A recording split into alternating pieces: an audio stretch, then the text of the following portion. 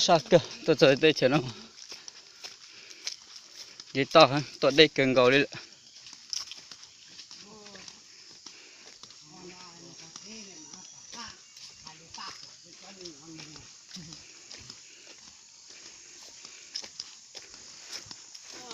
Bởi thì mãi mà cái cho cái gì khác cơ ha.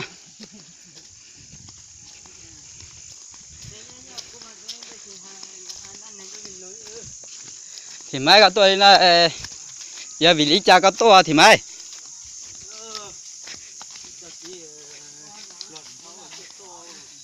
Chúng mình nhớ có bao nhiêu rồi.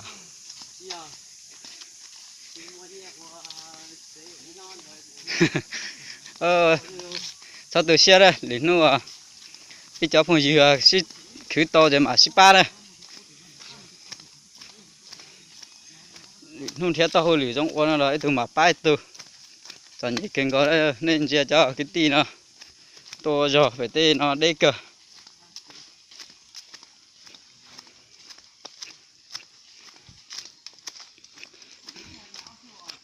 Ngày đang đã hạ thế luôn. Sắc cơ.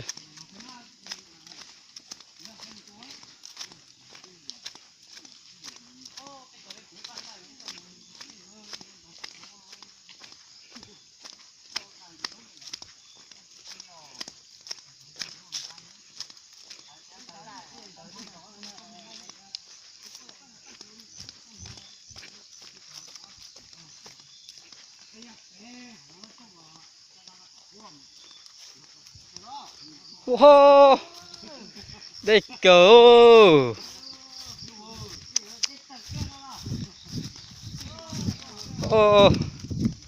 Đây cần gấu rồi cho kia nó nè. Mua rồi mà mình dây đó bên trong nó là mà đây cơ.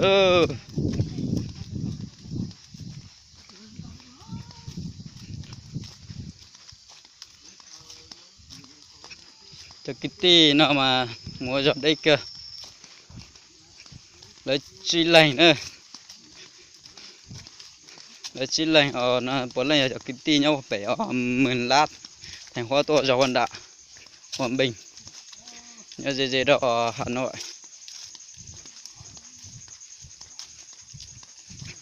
Đây suốt đời lên thì bỏ ra video nó cho họ phát lưu theo. Chẳng mong ở nhau thì sẽ nhất là nó toàn nhị kể theo cho cái mùa gió mà mạo số gió nó để tao trong họ hàng nó sắc cơ.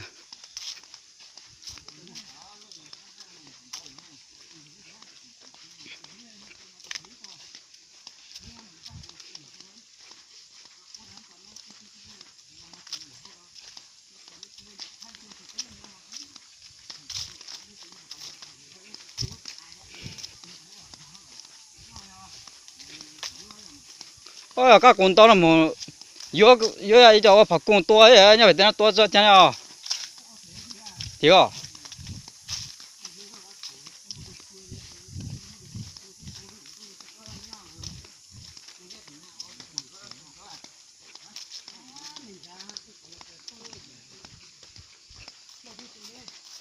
mà nó bây giờ là xuân rồi đó thế ta có tuổi nó nữa sáng đúng không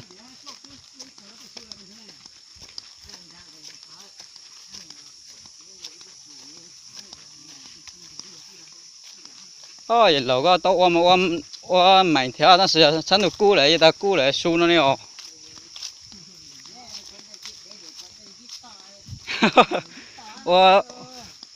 我就我找过呢，我就干我打。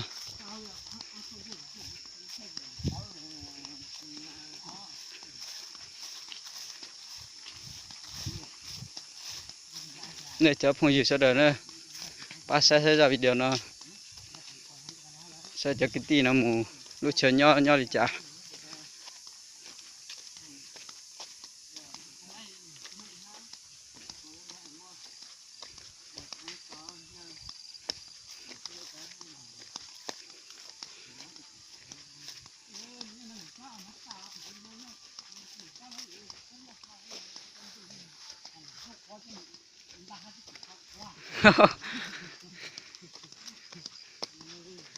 Đây cơ, từ đó bên trong nó xa cần rồi đấy.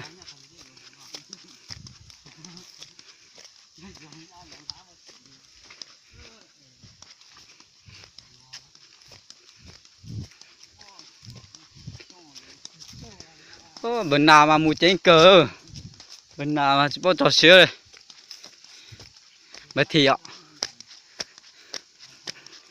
giờ bật thì tên không có bỏ nó bắt luôn bật thì à bật thì máy nè tôi giờ đây cờ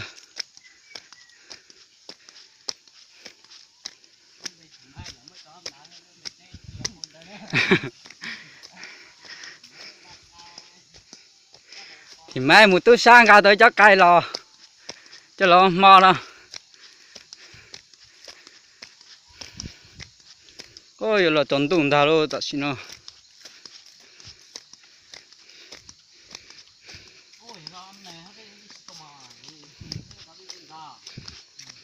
đây cần cầu đi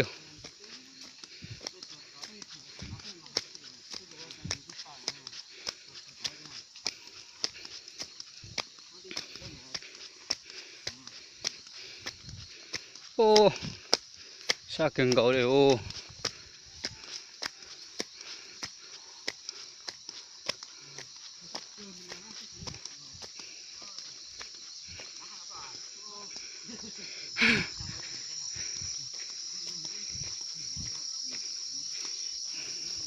ô khơi cua thế được à ô ôi chẳng thể bỏ ra thế để mua cua ra ô chà tụi kia tôi này coi ra giờ đây là thì mấy à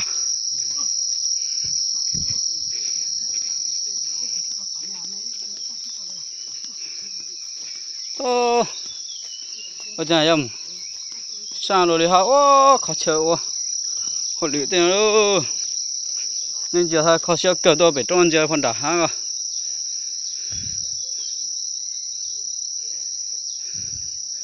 khó chờ cỡ thì tao trôn nó tiền nó đào phần đó với tuần nào đâu một đợt tỏ lỡ chậu họ lựa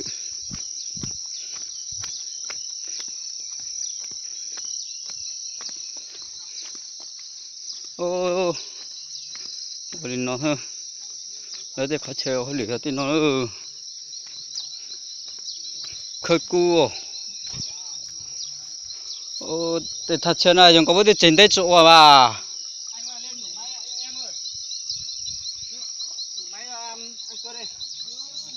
ô nó sang kia ra rồi thì nó cho xe cơ